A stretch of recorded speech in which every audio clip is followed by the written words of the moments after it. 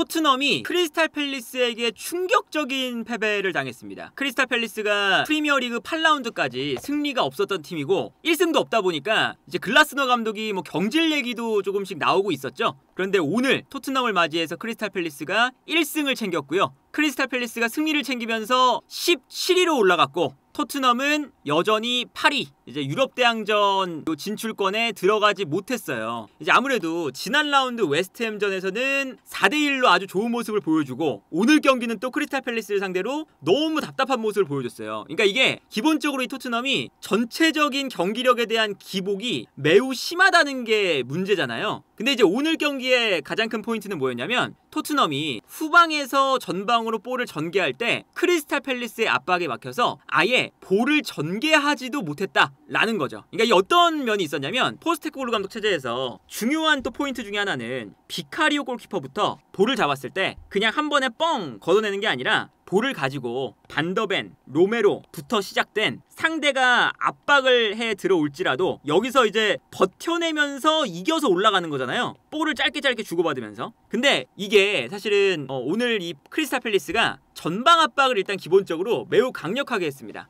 그리고 여기에 더해서 오늘 심판의 성향, 오늘 이 심판이 데런 본드라는 심판이었는데 이 심판이 매우 관대한 심판이었어요. 그래가지고 기본적으로 이렇게 크리스탈 팰리스가 피지컬을 앞세워서 토트넘의 선수들이 볼을 잡을 때 강하게 밀고 들어왔는데 사실은 거친 플레이도 많았거든요. 그런데 요때 이제 그냥 심판이 약간 그냥 흐름을 살려주니까 오늘 크리스탈 팰리스가 압박을 하기가 편한 상황이 형성이 됐죠. 그런데 여기서 토트넘이 계속 짧은 패스로 주고받는 형태가 됐어요. 근데 여기서 문제는 뭐냐? 전체적으로 토트넘의 모든 선수들이 짧은 패스를 받으러 내려오는 형태가 되죠. 뭐 쿨루셉스키든 메디슨이든 특히나. 그리고 오늘 손흥민 대신에 나왔던 무어까지 내려오면서 근데 크리스탈 팰리스가 아까 말씀드린 것처럼 달려 나오면서 압박을 해요. 과감하게 이제 오늘 압박을 하기 때문에 거칠게. 그러다 보니까 이런 형태가 되는 거죠. 볼이 예를 들어서 메디슨한테 갈 때 메디슨이 내려오고 있을 때 수비수가 과감하게 달려나가면서 뺏어낼 수 있는 이런 형태가 되는 거거든요.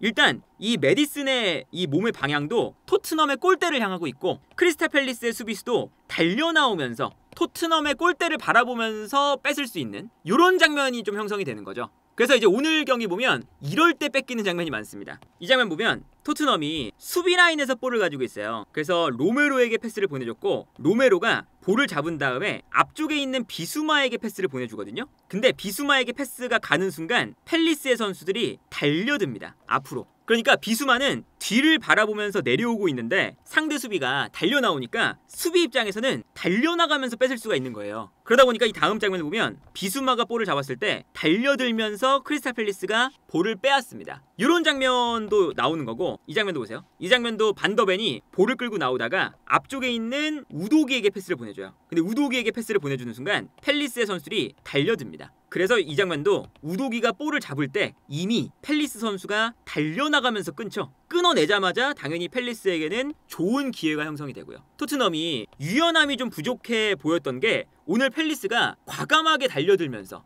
좀 이제 거칠게 다소 그런 장면을 통해서 이제 볼을 빼앗는 형태인 건데 너무 볼을 받으러 내려오면서 이제 볼을 지키려는 형태가 되는 거예요. 근데 만약에 이렇게 됐으면 사실 토트넘이 조금 더 유연했다면 내려오는 선수가 있을 때 달려나가는 선수가 있으면 이 공간으로 조금 더 직선적인 패스 뭐 이런 식으로 좀 나가면 상대를 끌어내고 비어있는 공간으로 패스가 들어간다 뭐 이런 형태로 약간의 변주를 줬으면은 조금 더 이제 탈압박이 쉽지 않았을까 싶거든요. 근데 오늘 경기는 이 토트넘이 답답했던 건 저런 변주가 좀 거의 없었습니다. 계속 내려오면서만 볼을 받고 그러다 보니까 계속 실수가 반복이 되고 그래서 어느 정도였냐면 경기의 볼 점유율이 66대 34거든요. 공격 지역으로 들어간 패스 요 횟수가 토트넘이 53개고요. 크리스탈 팰리스가 65개입니다. 그러니까 공격 지역으로의 이 패스 숫자는 오히려 크리스탈 팰리스가 더 많았어요. 근데 이 전반전의 기록을 보면 전반전에 이 경기장 전체를 봤을 때 볼이 가장 많이 위치한 쪽이 오른쪽이 토트넘 지역이고 왼쪽이 크리스탈 팰리스 진영이거든요. 토트넘 진영에서 41%의 볼 점유가 이루어졌고 크리스탈 팰리스의 지역에서는 27%의 볼 점유가 이루어졌습니다. 계속 여기서만 돌았다는 거예요. 토트넘 진영.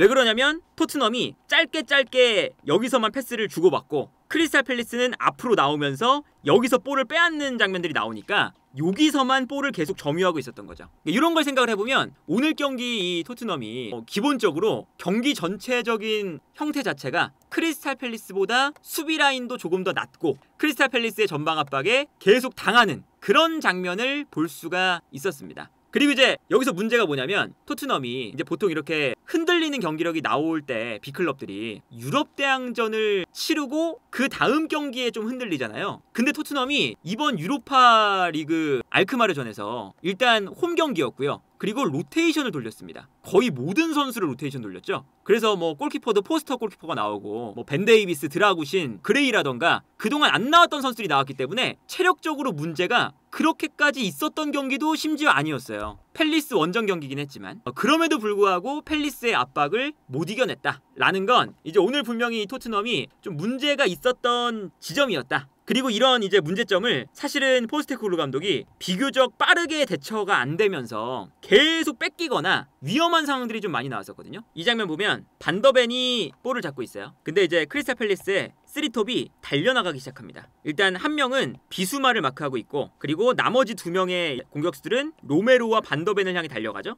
그러니까 반더벤이 압박을 받아서 비카리오에게 줘요. 패스를. 그리고 비카리오가 볼을 받을 때 양쪽에 있는 이 공격수들이 요 반더벤과 로메로의 이 위치를 가로막으면서 비카리오에게 달려들어옵니다. 근데 비카리오가 여기서 볼을 받을 때 줄 수 있는 공간이 순간적으로 없어요. 앞쪽에 있는 선수도 막혀있고 로메로도 막혀있고 반더벤도 막혀있는 거거든요. 그리고 반대편에 또 있는 우도기도 막혀있죠. 그러다 보니까 우물쭈물하다가 앞으로 패스를 보내줘요. 근데 앞으로 패스를 보내줬을 때 여기서도 내려오고 있는 메디슨이 있는데 일단 수비수가 한 명 붙어있고 그리고 심지어 패스가 제대로 연결되지도 않아서 오른쪽에 있었던 무니우스가 가운데로 들어오면서 비카리오의 패스를 끊어내는 장면이 나옵니다. 아주 위험한 장면이죠. 이 장면도 보시면 여기서 반더벤이 앞쪽에 있는 무어에게 패스를 보내주거든요. 근데 무어에게 패스를 보내줄 때 이미 무어를 향해서 뒤에 있었던 수비수가 달려나오고 있습니다. 이 달려나오는 선수가 찰로바였는데 찰로바가 아무래도 이 무어보다 피지컬이 좋으니까 무어에게 패스가 들어가는 순간 달려나오면서 몸으로 부딪혀줘요. 그러다 보니까 여기서 볼을 뺏깁니다.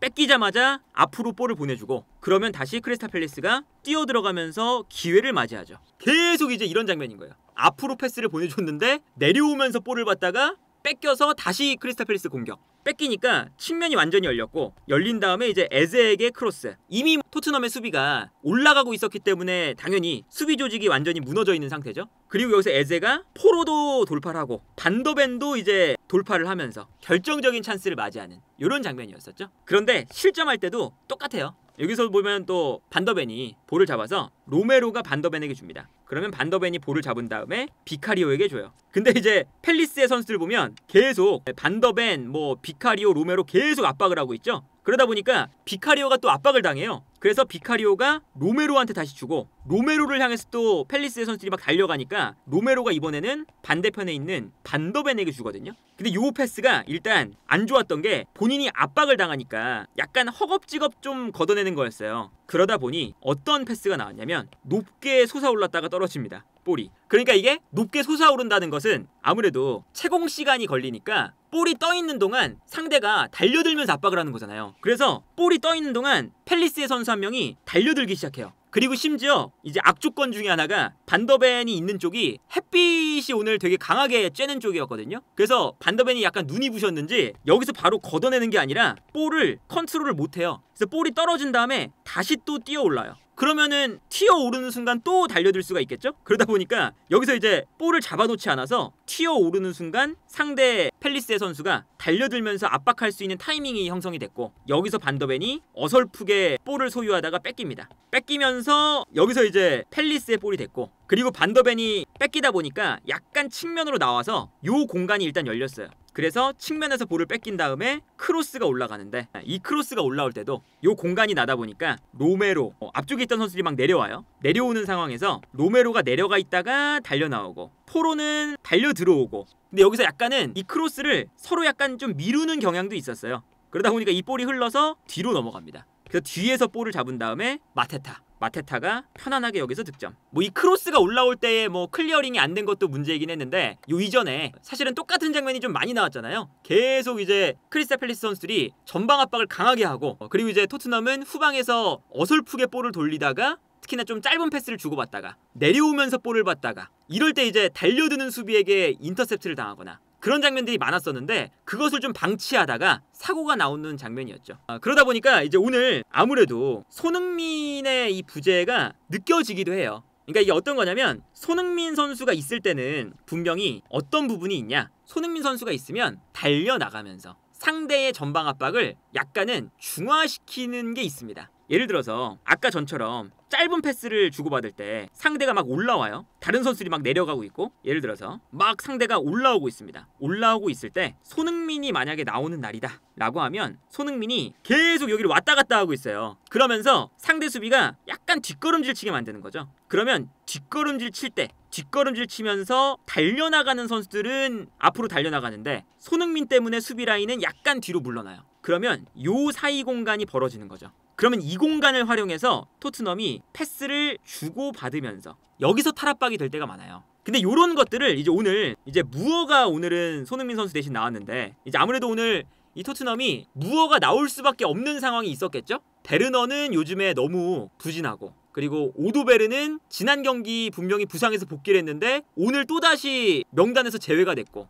컨디션이 또 안 좋은가 봐요. 손흥민 선수는 여전히 또 경기에 못 나오는 상태라고 하고 히샬리송이 측면에 나오기에는 또 활약도가 좀 아쉽고 그러다 보니까 손흥민도 안 되고 오도베르도 안 되고 히샬리송도 안 되고 베르너도 안 되고 이러다 보니까 어쩔 수 없이 무어가 나오긴 했어요. 근데 무어가 손흥민과의 스타일은 약간 다르죠. 무어의 스타일은 어쨌든 뭐 기본적으로 이 선수가 뭐 어린 선수이기도 하지만 약간 가운데로 들어와서 볼을 받아주는 이런 스타일이란 말이죠. 그러다 보니까 손흥민처럼 달려나가면서 수비를 뒤로 물러나는 게 아니라 약간 내려와서 좀 볼을 받죠. 그러면 상대가 더 달려드는 거죠. 그러면 특히나 뭐 메디슨이라던가 이런 중앙 미드필더들이 상대가 더 올라오면 공간 자체가 더 좁아지기 때문에 토트넘의 미드필더들도 볼을 소유할 수 있는 공간을 찾기가 힘들어지는 장면들이 나오는 거죠. 메디슨과 손흥민의 플레이 자체가 지난 시즌에 되게 공생관계였어요. 손흥민이 있어야 메디슨이 볼을 받을 수 있는 공간을 확보를 할 수 있고 손흥민이 달려나가면서 수비를 뒤로 물러나게 만드니까 그리고 메디슨이 볼을 잡은 다음에 탈압박을 해야 뛰어나가는 손흥민에게 패스가 오고 그래서 손흥민과 메디슨의 이 플레이가 어쨌든 서로서로에게 도움을 줬는데 이제 오늘 같은 경우는 무어가 내려오고 메디슨도 내려오고 쿨루셉스키도 내려오고 이러다 보니까 모두 다 내려오면서 이 공간 자체가 아주 좁아지는 거죠. 그리고 이제 그런 역할을 해야 되는 브레넌 존슨이 있는데 존슨은 손흥민만큼의 요 이제 오프 더블 플레이를 보여주는 데는 또 실패를 하고요. 그리고 이제 여기서 손흥민 선수가 올라갈 때도 있지만 예를 들면 달려나가면서 수비를 좀 뒤로 물러나게 만들었다가 공간이 생기면 오히려 본인이 약간 내려오죠. 올라갔다가 순간적으로 내려오면서 여기서 볼을 받아주는 그래서 오히려 이제 메디슨을 거치지 않고 한 칸 건너뛰면서 손흥민에게 올 때도 많거든요. 그래서 손흥민이 볼을 받아서 수비가 뒤늦게 달려들 때 뛰어나가는 선수에게 뭐 찔러주는 패스 이런 거 많이 나오잖아요. 해리 케인이 팀을 떠난 다음에 손흥민 선수가 더 많이 하고 있는 플레이죠. 저런 플레이가 이제 나와야 사실은 토트넘이 후방에서 볼을 돌려도 탈압박이 되는데 오늘 그런 플레이가 어쨌든 안 나오다 보니까 아주 답답함을 느낄 수밖에 없었고 이제 손흥민의 플레이를 대체할 수 있는 선수가 부족했다라는 것도 오늘 토트넘이 이 팰리스의 강한 전방 압박을 풀어내지 못하는 요인 중에 하나가 실제로 됐습니다. 그러다 보니까 포스테코글루 감독이 나중에는 어떤 선택을 했냐면 하프라인을 못 넘어가니까 중간에 교체를 할 때 좀 이른 시간에 교체를 했죠. 60분에 교체를 했는데 그때 투톱을 만들어요. 어떤 형태를 취하냐면 무어 대신 베르너를 넣고요. 메디슨 대신에 히샬리송을 넣습니다. 그래서 솔랑키와 히샬리송이 투톱을 만들고 그리고 쿨루셉스키 대신에는 사르를 넣어요. 그래서 요 중원을 사실은 그렇게 많이 거치지 않고 이제는 앞쪽에 솔랑키, 히샬리송, 베르너, 존슨 일단은 공격 숫자를 상대 요 수비 라인에 4명을 만듭니다. 그러면서 다들 달려나가게끔 만들어요. 그러니까 이거는 이제 상대가 너무 올라오니까 달려나가면서 한 번에 뻥 차주겠다 라는 소리거든요. 그리고 이제 여기서 이제 실제로 유의미한 효과가 있었습니다. 오히려 그냥 중원을 거치지 않고 뻥 차주니까 히샬리송이 수비 한 명 끌고 나가고 솔랑키가 수비 끌고 나가고 존슨이 수비 끌고 나가고 이러면서 공간이 좀 만들어졌어요. 그럼 그 공간으로 뭐 베르너가 뛰어들어가고 뭐 이런 식으로 후반전 좀 중반쯤 지나가면서부터는 포스테코글루 감독도 어느 정도 오늘 팰리스의 이 전방 압박에 대한 약간은 풀어나가기 힘들다라는 것을 좀 인정한 경기였습니다. 이제 보시면 로메로가 짧게 안 갑니다. 그냥 뻥 차요. 앞쪽으로 뻥 차냈을 때 앞쪽에서 솔랑키가 볼을 받아줍니다. 그리고 솔랑키에게 이제 한 명이 붙을 때 나머지 한 명의 수비수는 히샬리송이 끌고 나가죠. 그리고 여기서 솔랑키가 버텨내자마자 측면으로 뛰는 존슨에게 패스를 보내줍니다. 단순해졌죠? 그리고 여기서 존슨이 볼을 잡을 때 히샬리송이 한 명을 끌고 나가고 베르너가 한 명을 끌고 나가고 그러면서 존슨에게도 수비수가 한 명 붙고 그러다 보니까 이 가운데 공간이 나면서 이 공간으로 솔랑키가 뜁니다. 그럼 뛰어나가는 솔랑키에게 패스를 찔러주면서 그래도 조금 더 크리스탈 팰리스에게 공간을 만드는 이런 움직임들이 나왔어요. 물론 여기서 세밀함이 좀 부족했지만 이 장면만 봐도 베르너, 히샬리송, 솔랑키, 존슨 이 4명의 선수에게 수비수들이 한 명씩 이제 붙어있는 걸 볼 수가 있죠. 저런 이제 측면이 어쨌든 이 토트넘이 중원 싸움에서 오히려 크리스탈 팰리스에게 진다는 것을 뜻하니까 저게 사실은 어쨌든 공격 숫자를 많이 투입하면서 약간은 이제 상대의 수비 라인에 좀 이제 부담감을 주고 약간은 좀 모험수에 가깝거든요. 근데 이 모험수를 지난 시즌부터 좀 많이 보여줬어요. 약간 안 된다 싶으면 공격 숫자를 4명, 5명 투입하면서 동점골 만들거나 동점골 못 만들면 오히려 역습을 당해서 먹히거나 이럴 때가 많았죠. 그래서 오늘도 사실은 팰리스가 그 득점을 못해서 그렇지 팰리스가 결정력이 좀 안 좋은 팀이잖아요. 그래서 그렇지 사실은 오늘 좀 그 팰리스에게 후반전에 위험한 장면들을 노출할 때가 토트넘이 실제로 많았습니다. 이제 그러다 보니까 이제 오늘 경기 보면 이 포스테코글루 감독이 이렇게 좀 짧은 패스를 주고받는 이런 전술을 너무 고집하는 게 아니냐. 그리고 너무 이제 그 짧게 풀어나가는 그 전술이 안 통할 때 공격수만 너무 많이 투입하는 모험수를 두는 것이 아니냐. 그리고 이게 너무 어쨌든 어떤 그런 축구를 보여주든 좀 극단적이에요. 후방에서 볼을 돌릴 때는 너무 선수들이 내려오기만 하니까 볼을 뺏기고 안 풀릴 때는 공격 숫자를 5명, 6명까지 두면서 너무 과도할 정도로 공격수를 많이 배치하면서 역습을 당할 여지를 좀 주고 이제 좀 약간 극단적이잖아요. 그러다 보니까 토트넘의 성적도 좀 극단적입니다. 그래서 이제 손흥민 선수가 큰 부상은 아니지만 컨디션이 100%가 아니기 때문에 오늘 경기 제외가 됐다. 이런 얘기가 지금 있는 거잖아요. 아마도 토트넘이 오늘 경기는 추측을 하건대 손흥민 없이도 그래도 오늘 경기는 할 수 있는 경기고 다음 라운드인 이제 리그컵을 제외하고 아스톤빌라전은 손흥민이 꼭 있어야 되는 경기 이렇게 좀 보지 않았나 싶거든요. 그런데 이제 오늘 손흥민 선수가 없이 팰리스를 못 이기다 보니까 이제 문제가 된 거죠.